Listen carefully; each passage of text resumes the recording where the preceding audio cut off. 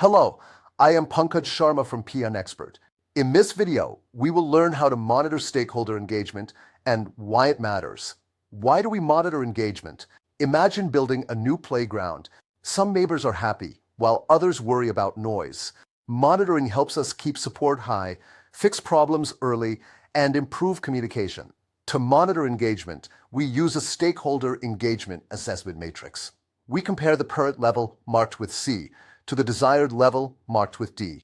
If C and D are in the same box, we are doing great. Now, let's talk about key tools for monitoring. We use data representation, communication skills, and interpersonal skills. After monitoring, we may discover that the plan needs adjustments. This leads to work performance information, change requests, and updates to our stakeholder register and project management plan. Here is a simple summary. We check, compare, adjust, and update. This cycle keeps stakeholders engaged and your project healthy. Monitoring stakeholder engagement is a continuous loop of listening, measuring, and improving. Thank you for learning with PM Expert.